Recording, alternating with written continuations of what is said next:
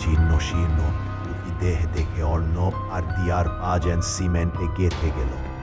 তারা নিজেদের মুখ ঢেকেও সেই পচা গন্ধটা এড়াতে পারছিল না। দিয়া কাঁপতে কাঁপতে দেখল একটি দেহের গলায় সেই একই লকেট যা তার নানি সব সময় পড়তেন। তাদের বুঝতে আর বাকি রইল না এই দেহগুলোই তাদের আসল নানা নানি। কিন্তু যদি এরা না থাকে তাহলে যাদের সাথে তারা এতদিন ছিল তারা কারা?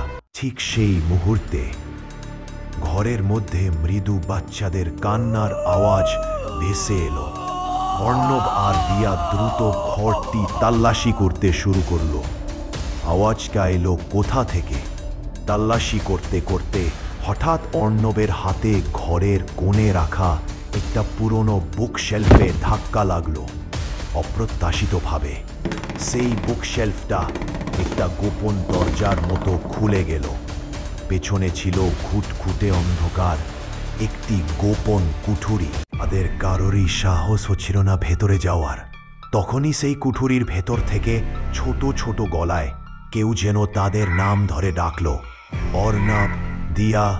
ভয়ে ভয়ে ওরা আস্তে আস্তে ভেতরে গেল। ভেতরে এতটাই অন্ধকার ছিল যে কিছুই দেখা যাচ্ছিল না। হঠাৎ কুঠুরির অন্য পাশে একটি মৃদু সাদা আলো জ্বলে উঠল। সেই বাচ্চাদের কান্নার আওয়াজ এবার আরো তীব্র হতে থাকলো। একসাথে অর্ণব আর দিয়া আলো লক্ষ্য করে ঘরের অন্য প্রান্তে পৌঁছাতে তাদের ভয়ে আকাশ ছুঁল। ঘরের মেঝেতে মাঝখানে ছোট ছোট মাথার তুলিগুলোর একটি স্তূপ। পাশেই ছিল একটি পোড়া চুল্লি আর কিছু অদ্ভুত যন্ত্রপাতি। পুরীর দেয়ালে অসংখ্য ভয়ঙ্কর আঁকাবাঁকা ছবি আঁকা। আর লম্বা নখ আর তীক্ষ্ণ দাঁতওয়ালা আজব জন্তুর ছবি দেখে স্পষ্ট বোঝা যাচ্ছিল এখানে কালো জাদু চলত।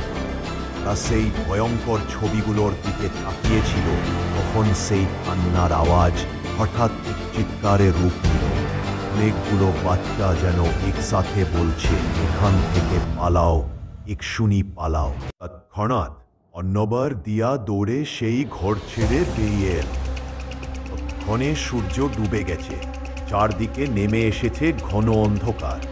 এবার তারা পরিষ্কার বুঝতে পারল যাদের সাথে তারা এতদিন থাকছিল তারা মোটেই তাদের নানা নানি নয়, আর তারা ভয়ঙ্কর কোনো অশুভ শক্তি বা দানবীয় সত্তা। অর্ণব ঠিক করল আর এক মুহূর্ত দেরি করা যাবে না, এখান থেকে এক্ষুনি পালাতে হবে। তারা দ্রুত দোতলা থেকে নেমে বাড়ির সামনের দরজার দিকে গেল। কিন্তু দরজাটা কিছুতেই খুলছিল না, যেন বাইরে থেকে তালা দেওয়া। তারা তখন পিছনের গেটের দিকে ছুটল। এই সময়ে রান্নাঘর থেকে একটা মাংস খাওয়ার অদ্ভুত শব্দ এলো। দিয়া আর অর্ণব রান্নাঘরের ভেতর উঁকি দিল, আর তখনই তাদের নিঃশ্বাস বন্ধ হয়ে গেল। সিঙ্কের নিচে বসে আছে সেই দুজন, যারা দেখতে তাদের নানা নানির মতো, কিন্তু তারা কোনো হিংস্রে জন্তুর মতো করে কিছুর উপর হামলে পড়ে খাচ্ছিল। তাদের হাতে ছিল সেই লাল রঙের জার যা ফ্রিজে ছিল। সেই ঘন লাল তরল তাদের মুখে ও জামায় লেগেছিল, যা দেখতে রক্তের মতো। তাদের দাঁতগুলো ছিল হলুদ, লম্বা এবং তীক্ষ্ণ, ঠিক যেমনটা তারা সেই গোপন ঘরের ছবিতে দেখেছিল। তাদের নখগুলো ছিল কালো, খুঁড়োওয়ালা এবং ধারালো। এই ভয়ঙ্কর দৃশ্য দেখে অর্ণব আর দিয়া দৌড়ে পেছনের দরজা দিয়ে পালিয়ে গেল। হঠাৎ নানির চেহারায় পরিবর্তন এল, আর মুখটা অস্বাভাবিকভাবে ঘুরে গেল। আর চোখ দুটো পুরো সাদা, চোখের জায়গায় যেন গভীর কালো গর্ত। সে হিংস্র জন্তুর মতো গর্জন করে উঠল। বাইরের আঙিনার দোলনাটা তখন হঠাৎ করে তীব্র বেগে দুলে উঠছিল। হাওয়ায় একটা অদ্ভুত রক্তের গন্ধ। তারা পেছনে তাকালো না, কিন্তু বুঝে গেল সেই দুটো দানব তাদের পিছনে ধাওয়া করছে। তাদের পিছু নিতে গিয়ে আসছিল বিকট গর্জনের আওয়াজ। পালাতে পালাতে তারা গ্রামের বাইরে একটি মন্দিরের কাছে পৌঁছায়। কোনো ভাবনা ছাড়াই তারা মন্দিরে ঢুকে পড়ো। ভেতরে ঢুকে তারা একে অপরকে জড়িয়ে ধরে কাঁদতে লাগলো। মন্দিরের এক কোণায় এক বৃদ্ধ পুরোহিত বসেছিলেন। তিনি তাদের ভয় পাওয়া দেখে কাছে এসে জিজ্ঞেস করলেন, এ জঙ্গলের মধ্যে এই সময়ে তারা কি করছে?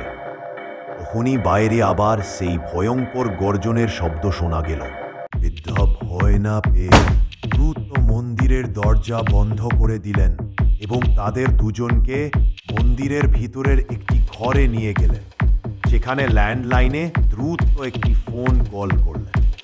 তারপর এসে বললেন, তোমরা এখন নিরাপদ।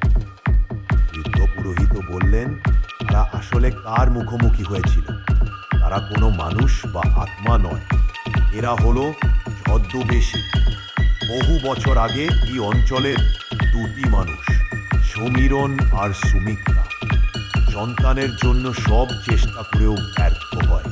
তখন তারা আলো জাদুর দিকে ঝুঁকে পড়ে। একদিন তাদের শেষবার দেখা গিয়েছিল এই জঙ্গলে কিছু অদ্ভুত তান্ত্রিক ক্রিয়া করতে। তারপর তারা উধাও হয়ে যায়। বহু বছর পরে তারা ফিরে আসে, কিন্তু দানবীয় রূপে।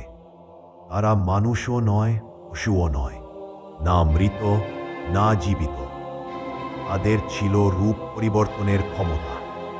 তারা শিকার করার জন্য প্রথমে গ্রামের কোনো বয়স্ক মানুষকে, এমন নানা নানি, মেরে ফেলতে, হাতের চামড়া বা রূপ ধারণ করে সেই বাড়িতে থাকতে।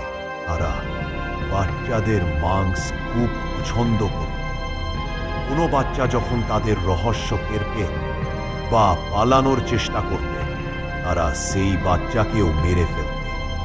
তখনই তারা দেখে মন্দিরের জানালার বাইরে দাঁড়িয়ে সেই দুই বিকৃত দানব। লম্বা নখ দিয়ে তারা জানালার কাঁচ আঁচড়াচ্ছে। তাদের মুখে ছিল রক্তের চিহ্ন। তখন পুরোহিত বললেন, এই মন্দিরটি প্রাচীন মন্ত্র দিয়ে মন্ত্রপুত করা হয়েছে, তাই এই ছদ্মবেশীরা ভেতরে আসতে পারবে না। তিনি জানান, তিনি ইতিমধ্যেই পুলিশকে খবর দিয়েছেন। কিছুক্ষণের মধ্যেই পুলিশ এল এবং অর্ণব দিয়াকে নিয়ে তাদের বাড়িতে গেল। সেখানে তারা সেই মৃতদেহে ও মাথার খুলিগুলোর খোঁজ পেল। অর্ণব দিয়াকে দ্রুত হাসপাতালে ভর্তি করা হলো। ডাক্তাররা জানালেন শরীরের কোনো ক্ষতি হয়নি, মানসিকভাবে তারা প্রচণ্ড ভেঙে পড়েছে। সেই রাতে তারা কোনো মতে বেঁচে গিয়েছিল। কে জানে সেই ছদ্মবেশীরা কি এখনো সেই পাহাড়ের কোলেই লুকিয়ে আছে, শিকারের অপেক্ষায়। গল্পটা যদি আপনাদের ভালো লেগে থাকে তাহলে কমেন্ট করে অবশ্যই জানাবেন, আর ঘোষটুন বাংলা চ্যানেলটাকে সাবস্ক্রাইব করে পাশে থাকবেন। দেখা হচ্ছে নতুন আরেকটি হরর গল্প নিয়ে।